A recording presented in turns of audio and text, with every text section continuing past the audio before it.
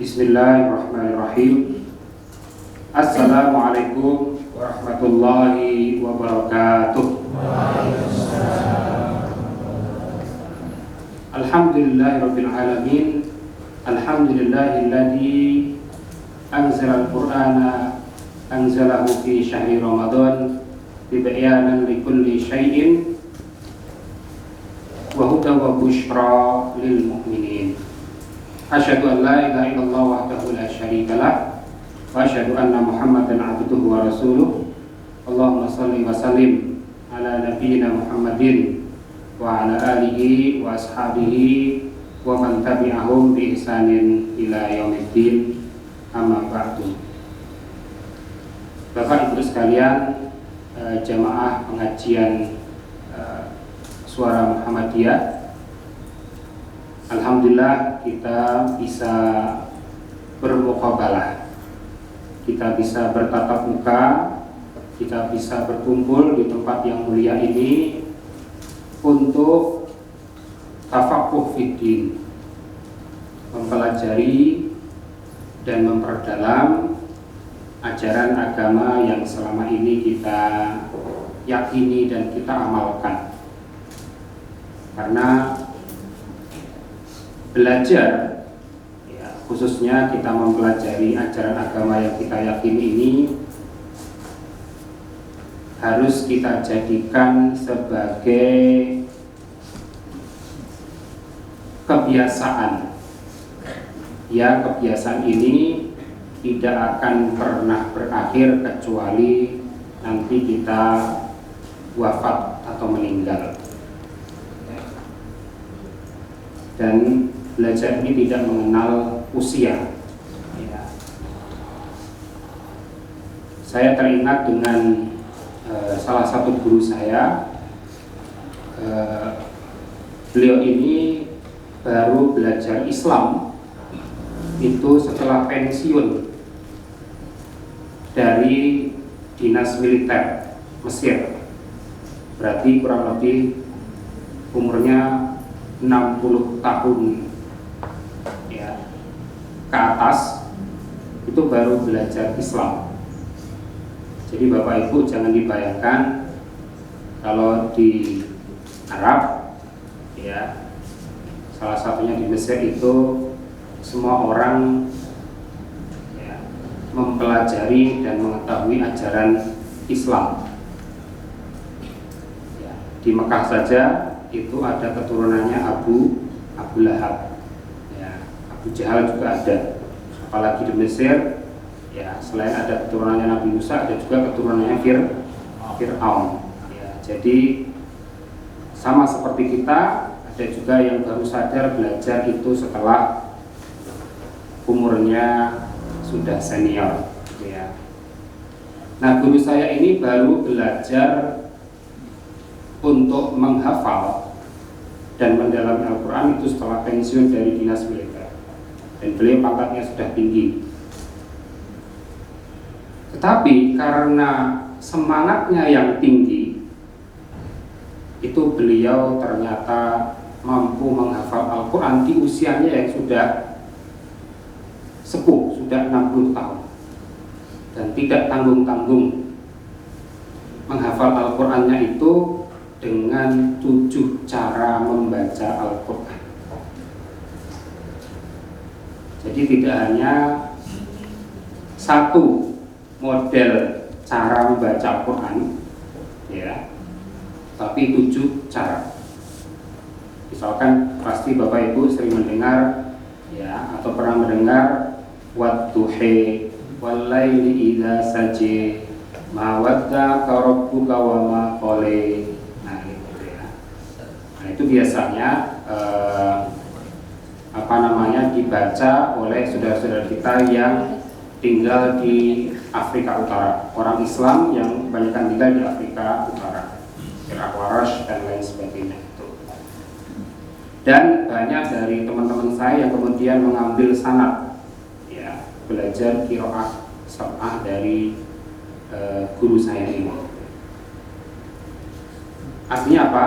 Ya, kita harus terus-menerus untuk tafaqquh fiddin, ya, Sebetulnya tidak hanya ilmu agama saja, tapi ilmu apapun. Salah satu yang diminta agar kita tafakuh fiddin, ya, memperdalam dan mempelajari secara mendalam ajaran agama, yaitu bab fikih muamalat. Karena sahabat Umar bin Khattab, ya, salah satu sahabat Nabi SAW itu pernah berpesan bahwasanya, ya, la tabi'u fi suqina illa man tafaqqaha fiddin. Jangan kamu sekalian masuk ke pasar-pasar kami, ya, saat itu di Madinah, ya. Pada mulanya ketika kaum muslimin berhijrah dari Makkah ke Madinah itu, pasar itu yang menguasai kebanyakan orang-orang Yahudi yang sudah tinggal di Madinah sebelumnya. Baru kemudian, ya, ketika kaum muslimin sudah banyak, ya, Rasulullah SAW itu memiliki ide untuk kaum muslimin memiliki pasar tersendiri. Karena apa? Memang di pasar ini, ya, segala macam tindak, ya, kecurangan dan lain sebagainya itu memiliki potensi yang lebih besar dibandingkan di luar pasar atau tempat lain. Maka tadi Umar bin Khattab mengatakan, la tabi'u fi suqina illa man tafaqqa fiddin. Jangan berjual beli di pasar kami, ya. Di riwayat lain itu apabila tadkhulu fi suqina, jangan masuk ke pasar-pasar kami kecuali tafaqqaha fiddin, mengetahui perihal mana yang diperintahkan dan mana yang tidak diperbolehkan di dalam ad-din, dalam agama, khususnya bab masalah muamalat. Pertanyaannya, apa itu yang dimaksud dengan muamalat? Selama ini kita membagi ajaran agama Islam itu ke dalam dua pembagian. Yang pertama itu namanya ibadah, ya, yaitu apa? Ya, hukum-hukum, ya, yang terkait dan mengatur, ya, hubungan antara Allah Subhanahu wa Ta'ala dengan hambanya atau hambanya dengan Allah Subhanahu wa Ta'ala. Yaitu kita hamba ini sebagai mukallaf. Mukallaf itu orang yang kita tidak bisa lepas dari aturan Allah Subhanahu wa Ta'ala. Sementara kalau yang muamalat itu adalah hukum-hukum syariat yang mengatur mengenai hubungan antar mukallaf, yaitu sesama manusia yang setiap manusia itu pasti terkena, ya,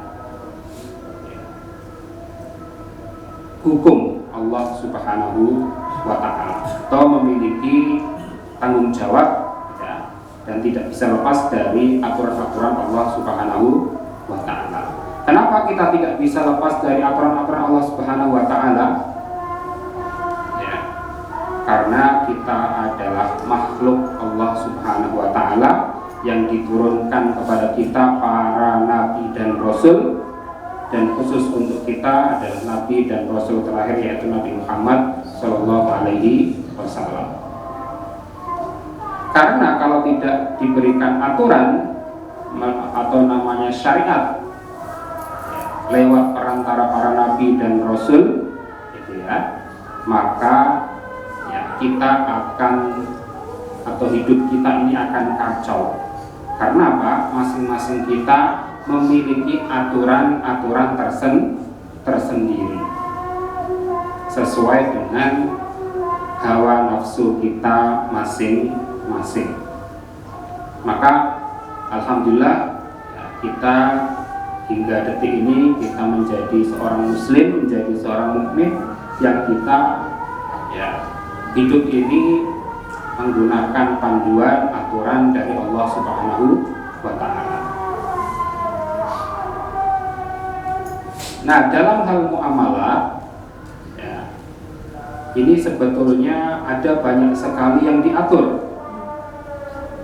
Ya, hubungan sesama manusia itu ya, mengatur banyak sekali bidang kehidupan. Ya, ada namanya fikih muamalat kaitannya dengan pernikahan, namanya munakahat.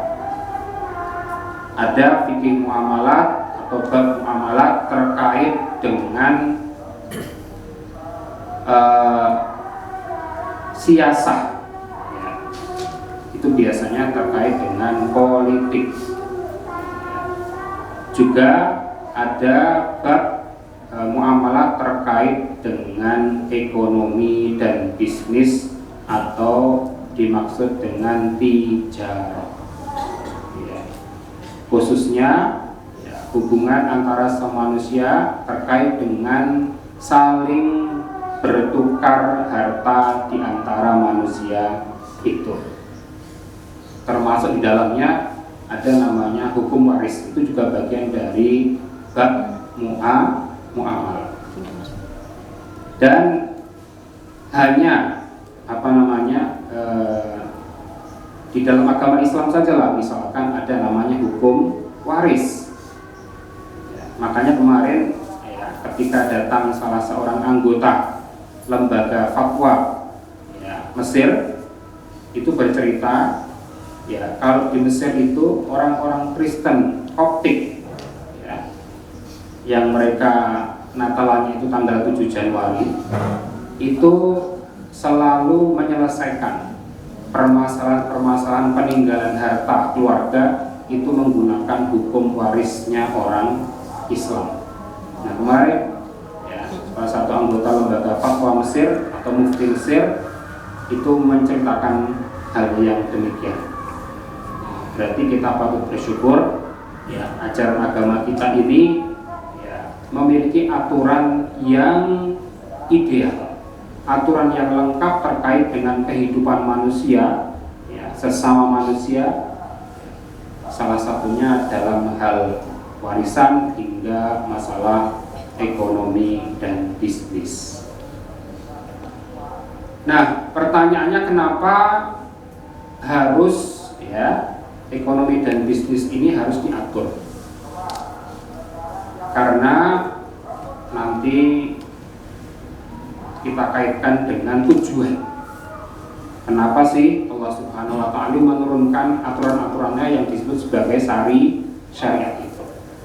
Nah, jika dicek Bapak Ibu sekalian, kalau membaca Al-Quran, seluruh ayat Al-Quran yang jumlahnya 6 ribuan sekian, atau Bapak Ibu membaca hadis ya, itu tujuan utamanya di dalamnya ada ayat-ayat berisikan perintah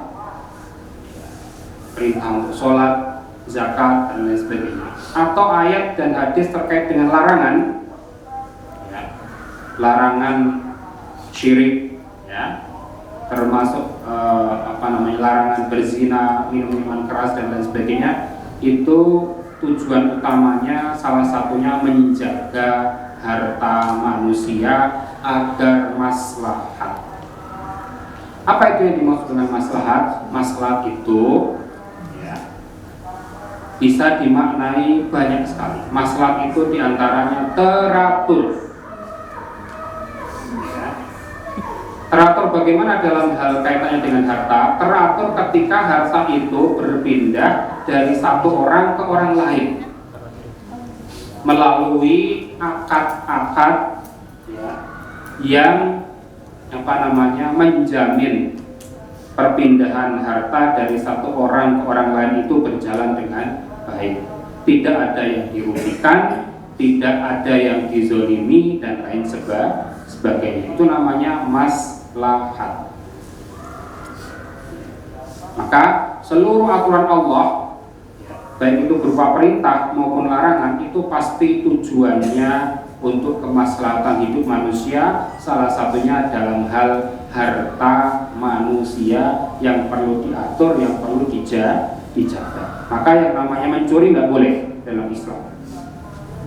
Karena itu merusak ya harta sesama manusia, termasuk korupsi dan lain sebagainya. Nah, pada kesempatan sore hari ini kita akan membahas ya sedikit ya mengenai beberapa hal terkait dengan masalah-masalah muamalat kontemporer. Berarti terkait dengan hubungan sesama manusia ya, kaitannya dengan masalah ekonomi dan bisnis, bukan masalah politik atau bukan ya, masalah misalkan tata negara ya. Nanti ada namanya fikih muamalah ya, siasah syariah. Bapak Ibu sekalian yang dirahmati Allah Subhanahu wa taala, mengapa ini menjadi penting? Karena manusia itu pada dasarnya punya kecenderungan untuk menyukai yang disebut dengan harta itu sendiri. Pertanyaan apa itu yang disebut dengan harta? Harta itu menurut fikih khususnya dalam mazhab Hanafi adalah ya, ma yamilu ilaihi tab'ul insan. Harta itu adalah sesuatu yang kita manusia cenderung untuk menyukainya. Kalau sudah menyukai, kita kemudian pengen segera untuk memiliki. Kalau sudah pengen untuk memiliki dan kita sudah memiliki, kita pengen nambah apa yang kita miliki tersebut. Itulah yang disebut dengan namanya harta, yang dalam bahasa Arab disebut sebagai malun. Bahasa Arabnya itu adalah mal. Artinya apa? Kita cenderung condong untuk menyukai, mencintai, memiliki, menguasai. Ya. Maka dalam surah Al-Fajr itu Allah berfirman, wa tuhibbunal mala hubban jamma.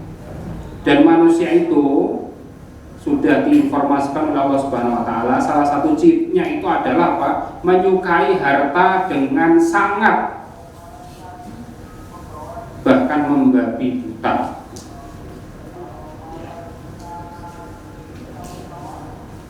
Contohnya apa? Ya, di sini semua saya kira sering melihat ada seseorang yang bisa mengkoleksi sepatu itu sampai ribuan pasang di rumahnya, gitu ya. Padahal kakinya cuma sepasang saja, kaki kanan dan kaki kiri.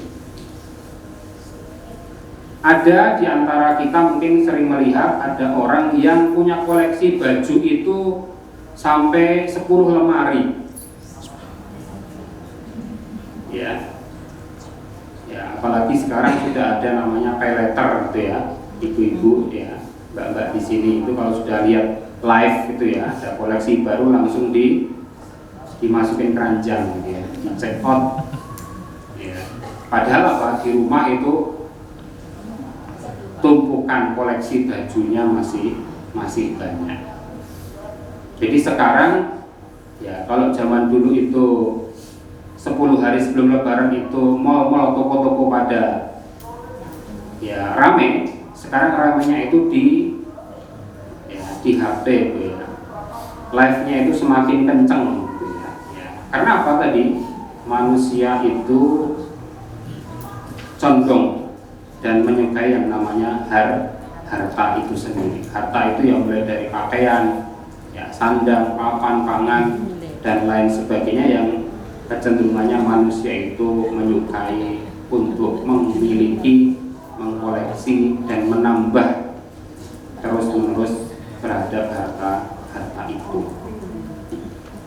Oleh karena itu, ya, Allah Subhanahu wa taala perlu mengatur, dan memang harus diatur, karena pada dasarnya di dalam Islam harta itu ya, kita ini di dalam Islam manusia hanya memiliki hak pakai saja, hak guna saja. Ya. Harta di dalam Islam itu yang memiliki mutlak itu adalah Allah Subhanahu wa taala. Kita hanya dititipi saja dan hanya memiliki hak pakai atau hak guna. Apa buktinya? Buktinya bapak ibu ya, ketika lahir ya tidak memakai sehelai baju atau pakaian pun. Begitu juga kalau kita melayat jenazah, kita ngantar sampai ke ya kubur atau makam atau kuburan, ya, jenazah itu hanya memakai berapa helai kain kafan. Bajunya koleksi tadi di rumah itu nggak akan dibawa ke liang lahat. Maka ya aturannya adalah atau prinsipnya adalah kita harus menggunakan harta, termasuk mencarinya, memakainya, menggunakannya, ya, mentasarufkan atau menghabiskannya itu sesuai dengan aturan-aturan Allah Subhanahu wa Ta'ala. Nah, jadi prinsipnya itu. Ya. Jadi bagaimana kita menggunakan HP ini, ya, mencari uang untuk membeli HP ini, ya, itu semua ada aturannya dari Allah Subhanahu wa Ta'ala. Nah, kalau di dalam hal muamalah, masalah perhartaan atau sesuatu yang cenderung manusia untuk memilikinya tadi, maka paling tidak kaidahnya, prinsipnya itu berbeda dalam hal ibadah. Para ulama membuat suatu kaidah al-aslu ya fil muamalati al-ibahah. Pada dasarnya, prinsipnya di dalam hubungan sesama manusia, hubungan antar mukallaf tadi, ya, itu semuanya hukumnya pada dasarnya diperbolehkan. Ya. Berbeda dengan yang dalam hal ibadah, al-aslu fil ibadati at-tahrim. Pada dasarnya dalam hal ibadah itu diharamkan. Karena apa? Kita tidak boleh beribadah kecuali ada tuntunan dan aturannya dari Allah Subhanahu wa Ta'ala. Tetapi kalau dalam hal muamalah, hubungan sama manusia, ya, itu kita pada dasarnya diperbolehkan untuk melakukan apa saja, ya, sampai ada dalil yang betul-betul melarangnya. Maka yang namanya model-model jual beli dari zaman dulu sampai sekarang itu berkembang sangat cepat dan lebih banyak. Ya. Sekarang yang namanya transaksi jual beli itu tidak harus ketemu, kemudian ada ijab dan qabul. Ya. Saya jual ini, kemudian pembelinya mengatakan apa? Saya terima barang ini. Ya. Sekarang Bapak Ibu kalau ke Indomaret, ya, tinggal ambil barang, kemudian apa? Sama kasirnya terus di barcode kita bayar. Ya. Tanpa harus mengatakan apa? Saya terima barang ini. Ya, kemudian kasirnya Indomaret mengatakan apa? Saya jual barang ini. Jadi sudah sangat cepat, apalagi sekarang ada namanya jual beli secara online. Pasar pun sekarang pasar online. Akan tetapi ya tadi sudah diperingatkan oleh Umar bin Khattab, ya, biasanya kalau yang namanya ekonomi dan bisnis kaitannya dengan harta, ya, itu karena manusia cenderung untuk memilikinya, dan muncul kecenderungan yang lain apa? Pengennya untung, tidak mau rugi, maka ya akan muncul sifat-sifat yang tidak diperbolehkan atau dilarang di dalam Islam. Dan itu telah diantisipasi oleh Nabi SAW itu sendiri. Karena apa? Di pasar itu pasti, ya, kalau zaman dulu ya pasar gitu ya, itu pasti akan terjadi banyak tindakan kecurangan. Maka Nabi ketika mendirikan pasar di Madinah, ya, itu memang agar apa? Ya, agar ada pasar ya, yang penjualnya khusus, ya, pedagangnya itu orang-orang Islam. Karena sebelumnya di pasar sebelumnya itu penjualnya adalah orang-orang Yahudi itu sering dan memang suka berbuat curang, mengurangi timbangan dan lain sebagainya yang kita sering baca di dalam Al-Quran. Maka oleh Nabi dibuat aturan, ya, pokoknya di pasar ini harus ada aturannya, ya. Nama aturan atau lembaganya namanya Hizbah. Dan Nabi sendiri langsung menjadi pengawas pasar langsung, diistilahkan dengan muhtasib. Ya, Nabi sering ngecek dagangan di pasar, oh ini kok ada gandum, kok terasa 1 kilo kok berat sekali, oh ternyata gandumnya basah. Sampai dicek sama Nabi, oh ini ada yang jual susu kok rasanya nggak kental ya, oh berarti sudah dioplos, ya, dengan air, ya, air pertalet, kata Mas Ganjar. Ya. Dan Nabi sudah tahu itu. Makanya apa? Nabi itu langsung mengawasi. Karena apa? Nabi itu sejak dulu sudah terkenal sebagai seorang Al-Amin. Al-Amin itu orang yang dapat dipercaya, yang jujur, tapi tidak sekedar jujur. Tapi beliau adalah manajer investasi, kalau bahasanya zaman sekarang. Ya, jadi Nabi itu sudah sejak kecil diajari berdagang yang jujur. Maka beliau, ya, oleh orang-orang kaya di Mekah dititipi modal. Ya, salah satunya adalah Khadijah binti Khuwailid yang nanti akan menjadi istri beliau. Khadijah itu putrinya Pak Khuwailid, orang yang menguasai sepertiga tanah di Mekah. Sangat kaya sekali, ya, dan menitipkan modalnya kepada Nabi, ya. Kemudian sama Nabi diputar, ya, dibelikan barang dagangan di Yaman atau ke Syams, ke Suriah, ke Palestina, kemudian dijual kembali dan Nabi pasti untung. Kenapa? Karena Nabi melakukan jual beli dengan amanah, dengan jujur. Salah satu model jual beli yang diajarkan oleh Nabi yaitu jual beli murabahah. Apa itu yang dimaksud dengan jual beli murabahah? Nabi menjual sesuatu dengan menjelaskan ini harga beli barang ini dan keuntungan saya sekian, disebutkan oleh Nabi Shallallahu Alaihi Wasallam. HP misalkan dibeli oleh Nabi harganya 2 juta, kemudian Nabi menjelaskan ini saya ngambil keuntung 500.000, saya jual 2.500.000. Namanya jual beli murabahah atau namanya jual beli amanah. Karena apa? Si penjual menjelaskan berapa harga pokok barangnya sama dijelaskan berapa keuntungan.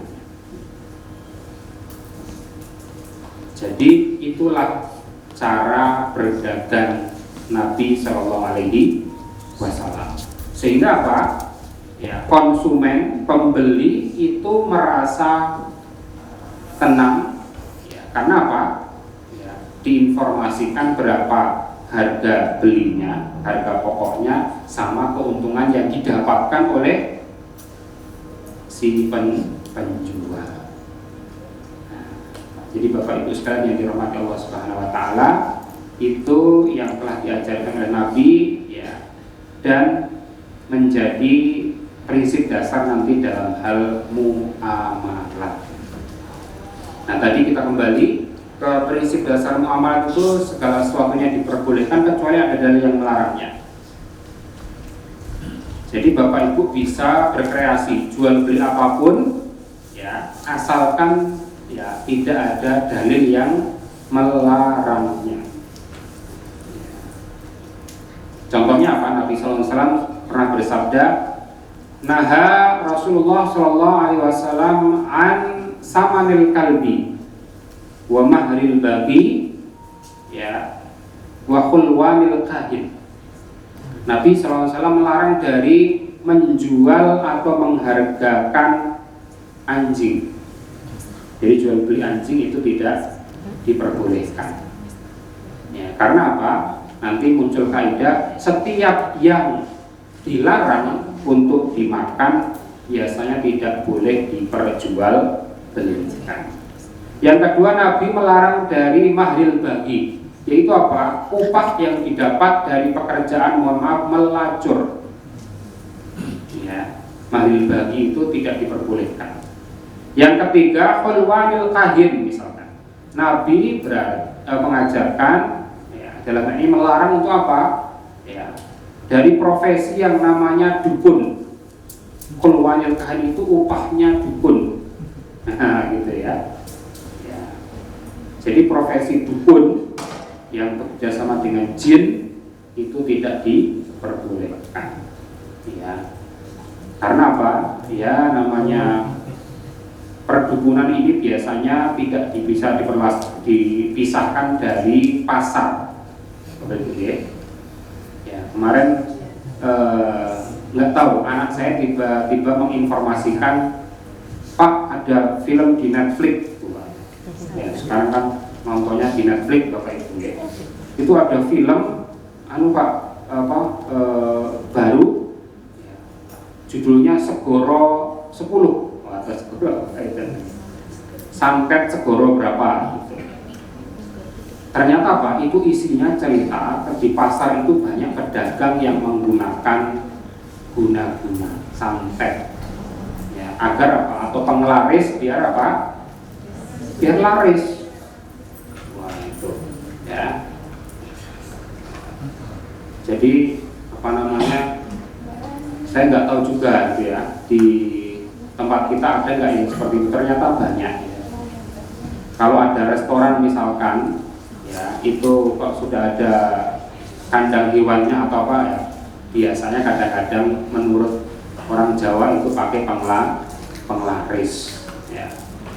Saya searching itu ada hewan-hewan tertentu yang menjadi penglaris ya, menurut orang Jawa itu kuda apalagi itu ya, kucing atau apa ya. Kalau kucing tadi makanan Pak itu ya. Silakan dicek nanti kalau ada restoran kok ada kandang kudanya, warung ada kandang kudanya ya, bisa jadi kemungkinan besar, wallahu alam bishawab.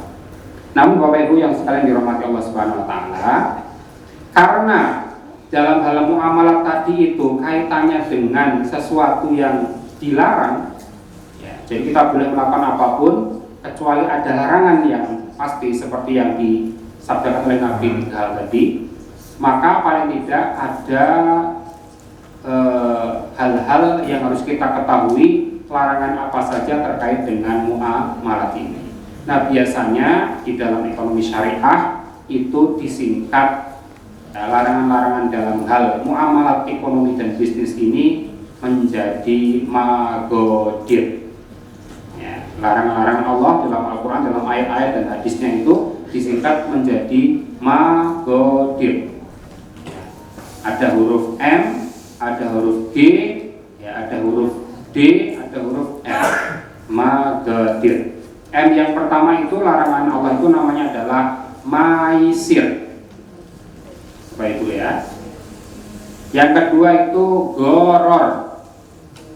Oke, goror. Yang ketiga dolim. Ya, DH atau DZ ya, dolim. Yang R yang terakhir yaitu riba.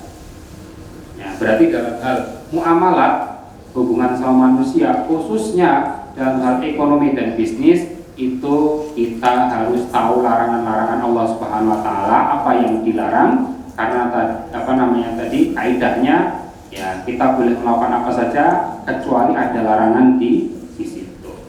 Larangan itu bisa disingkat menjadi magodir, maisir, goror, dolim dan riba. Yang pertama maisir. Apa itu maisir? Segala sesuatu yang terkait dengan untung-untungan atau judi ya, ini tidak diperbolehkan. Kalau ada suatu produk ya yang ditawarkan kepada kita ya, kok untungnya langsung 25% lebih gitu ya dalam waktu 1 bulan atau 2 bulan. Nah itu berarti nanti kaitannya dengan untung-untungan. Nah sekarang bentuknya itu macam-macam ya. Yang tidak diperbolehkan diperjualbelikan itu kan namanya komoditas. Komoditas itu ya, sesuatu yang bisa diperjualbelikan itu baik berupa barang maupun jasa. Nah sekarang ada banyak jasa-jasa judi, perjudian ya, baik yang online maupun tidak online, yang daring maupun luring ya, itu tidak diperbolehkan. Kemudian yang kedua goror. Nah goror ini artinya sesuatu yang tidak jelas, yang bisa menimbulkan kerugian. Ya. Contohnya ya, barang yang tawarkan kepada kita, ya itu tidak jelas bentuknya seperti apa, kualitasnya seperti apa, ukuran kuantitasnya seperti apa. Nah ini banyak sekali terjadi di jual beli online. Ya, kita sering COD-an, ternyata apa? Barang yang dikirim itu tidak sesuai speknya dari yang kita lihat di marketplace, ya, di Shopee, di Tokopedia dan lain sebagainya. Saya kemarin juga tiba-tiba dikirimi barang COD-an, padahal saya tidak pernah merasa pesan. Oh ternyata itu sekarang modus Bapak Ibu sekalian ya. Jadi agar nanti orang yang di rumah ya menganggap bahwasanya ada orang lain anggota keluarga yang pesan, baru kemudian nanti ditransfer ya. Nah itu menurut kurirnya saya dikasih tahu ini sangat sering Mas, apalagi jelang lebaran seperti ini. Mending kemudian dikembalikan saja Mas, nggak usah diambil gitu. Karena kita merasa kita dan anggota keluarga kita tidak pernah berpesan. Tetapi Bapak Ibu sekalian, goror ini kebanyakan bisa di dalam barang atau jasa yang diperjualbelikan atau ditransaksikan ya. Namun ada juga goror yang dimaafkan ya, artinya bisa ditoleransi. Contohnya Bapak Ibu kalau membeli suatu rumah ya, itu kan kita tidak tahu secara rinci ya, ini fondasinya dari apa ya, meskipun dijelaskan ini fondasinya dari bahan-bahan A, B, C, tapi kan kita tidak bisa membongkar melihatnya secara langsung.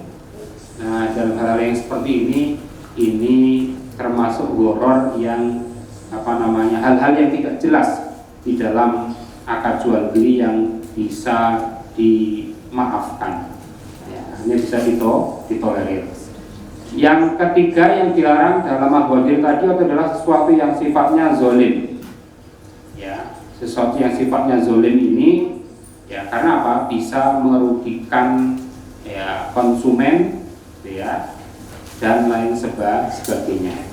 Ya, ini banyak sekali ya, misalkan tadi jual beli pakai penglaris dan lain sebagainya itu ya, ini bisa menzalimi ya, terutama sudah sampai pakai santet dan lain sebagainya itu. Yang terakhir yang paling penting ya, yaitu tidak boleh dalam sebuah transaksi akad ya, muamalat ekonomi dan bisnis khususnya jual beli itu tidak boleh ada namanya riba itu sendiri. Nah menurut Nabi SAW riba itu kebanyakan di dalam hal utang piutang. Innamar riba fin nasi'ah. Riba itu kebanyakan di dalam riba utang piutang gitu ya. Meskipun nanti ada jenis riba yang lain, yaitu riba fadl. Riba fadl itu pertukaran dua jenis barang yang sama ternyata ada kelebihannya ya. Maka Bapak Ibu sekalian, nah riba ini akan kita kupas sedikit agak mendalam sambil kita menunggu buka puasa. Riba itu secara bahasa artinya adalah tambahan, ya. Tapi tambahan ini ya dipersyaratkan dalam akad simpan pinjam atau utang piutang. Ziyadah masyrutah ya muqaddaman ala ra'sil mal. Yaitu apa? Tambahan yang dipersyaratkan dalam setiap akad utang piutang. Kalau nggak dipersyaratkan, bagaimana bapak sekalian atau ibu-ibu sekalian? Ya diperbolehkan. Ya. Dan inilah yang dilarang oleh Allah Subhanahu Wa Taala dalam surat Al-Baqarah ayat 275. A'udzubillahi minasyaitonir rajim. Bismillahirrahmanirrahim. Wa ahallallahu al-bai'a wa harrama ar-riba. Allah telah menghalalkan yang namanya jual beli dan mengharamkan yang namanya riba. Kenapa jual beli dihalalkan, riba diharamkan, padahal sama-sama ada untungnya, ada kelebihannya? Kan misalkan saya menjual sesuatu, kan saya dapat untung. Begitu juga saya menghutangi sesuatu, kan ada tambahannya, ada keuntungannya, namanya bunga. Nah, perbedaannya adalah jual beli itu kenapa dihalalkan? Karena jual beli itu antara uang dengan barang atau jasa. Sementara kalau riba, khususnya utang piutang, itu adalah transaksi antara uang dengan uang. Ya. Kalau jual beli itu antara ada uang, ada barang atau jasa. Sementara kalau riba itu adalah antara uang dengan uang. Misalkan, ini yang sering dipraktekkan di riba di kalangan masyarakat jahiliyah. Si A pinjam kepada si B uang 1 juta. Kemudian si B sebagai kreditur orang yang memberikan hutang itu mengatakan, wahai si A, tolong nanti dikembalikan uang ini ya 1 juta dengan bunga atau tambahannya 50%. Jadinya mengembalikan 1.500.000.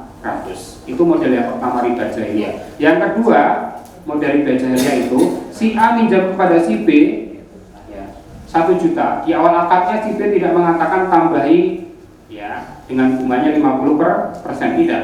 Tapi nanti ketika jatuh tempo, si A tidak bisa mengembalikan kepada si B 1 juta, baru kemudian si B mengatakan karena saat jatuh tempo ini kamu tidak bisa mengembalikan, maka tolong ya saya tambahi kamu bunganya 50%. Nah, gitu. Maka Bapak Ibu sekalian, bagaimana agar kita terhindar dari riba ini, khususnya riba hutang piutang ini? Karena Nabi SAW bersabda, saya layak tianna ala nasi zamanun, akan datang suatu zaman pada manusia layak qahadun illa akal riba. Tidak ada sedikit pun atau satu orang pun yang tersisa kecuali memakan harta riba. Kamalam yakulu, siapa yang tidak memakan harta dari riba, maka asoba min gubarihi, dia akan terkena paling enggak debunya riba, seperti yang terjadi pada zaman kita sekarang ini. Apa buktinya? Semua sistem ekonomi dan keuangan di dunia ini tidak bisa lepas dari namanya bunga. Yeah. Semuanya tidak bisa lepas dari namanya bunga, maka namanya sistem ekonomi ribawi. Kenapa bunga dimasukkan sebagai riba? Karena ya, para ulama telah memfatwakan hal tersebut. Salah satunya adalah Majelis Tarjih Muhammadiyah, Majelis Ulama Indonesia juga. Ya, bunga bank, ya khususnya sekarang itu bagian dari riba yang diharamkan oleh Allah Subhanahu wa Ta'ala. Pertanyaannya, bagaimana kita menghindari riba ini? Ya. Kita kembali kepada prinsip ya ajaran Islam agar kita bertakwa semampu kita. Fattaqullah mastata'tum. Bertakwalah semampu kamu. Apa yang minimal yang bisa kita lakukan agar kita terhindar dari riba zaman sekarang? Yaitu paling tidak kita punya rekening di lembaga keuangan syariah. mau BMT, mau BPRS, mau bank syariah yang banyak sekali, silahkan. Karena apa? Ya, bank syariah atau lembaga keuangan syariah ini meskipun belum sempurna Bapak Ibu sekalian, masih ada kekurangan di sana di sini, masih error dan lain sebagainya. Itu adalah hasil ijtihad ulama,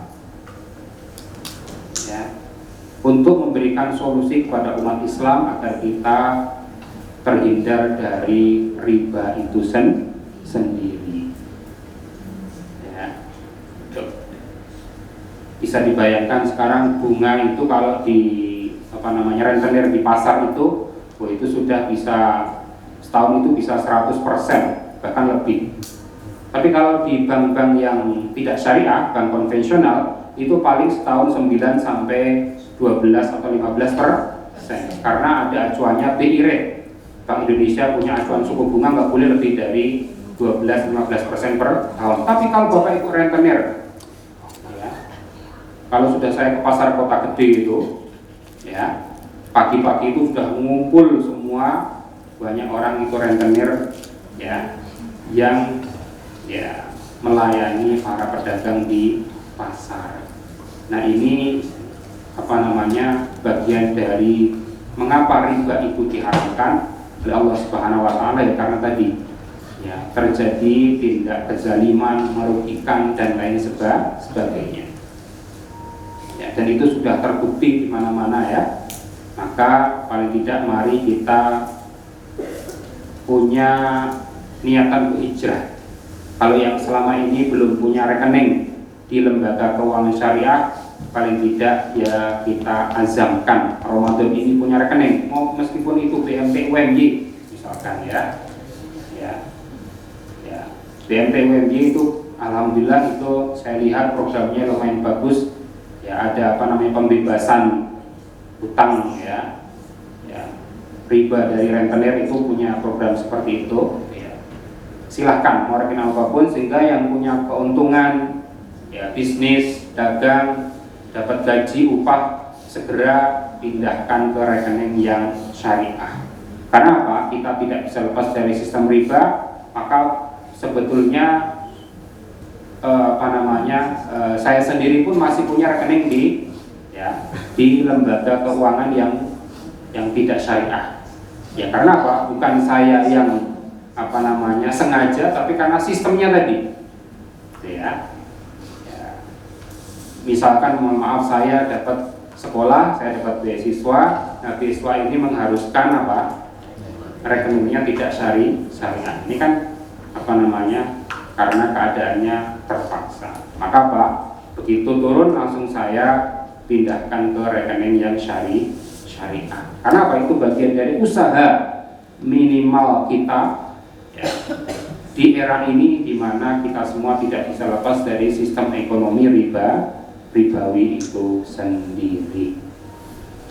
Bapak Ibu sekalian yang dirahmati Allah Subhanahu wa taala, untuk isu-isu ya, permasalahan seputar muamalat ekonomi bisnis sangat banyak sekali ya, dan itu telah dibahas oleh para ulama ya.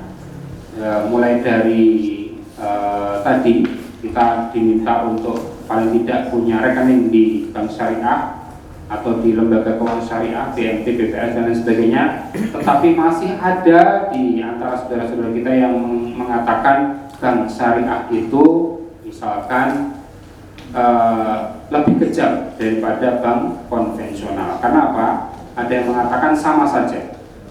Ada yang mengatakan bank syariah itu lebih mahal dari bank konvensional. Ya wajar-wajar saja. Kenapa? Bank syariah kan sistemnya pakai tadi jual beli, al-bai', bukan riba. Ya. Namanya jual beli itu ya bisa jadi mahal, bisa jadi murah. Jadi saya kira itu, semoga yang sedikit ini bisa bermanfaat dan memberikan wawasan tafakur fikih kepada kita. Karena sudah buka puasa, mari kita akhiri kajian pada sore ini dengan melafazkan hamdalah bersama-sama. Alhamdulillahirobbilalamin. Wallahu a'lam bishawab. Kita akan lanjutkan di dalam kesempatan yang lain jika diizinkan oleh Allah Subhanahu wa taala. Wallahu a'lam bishawab. Wassalamualaikum warahmatullahi wabarakatuh.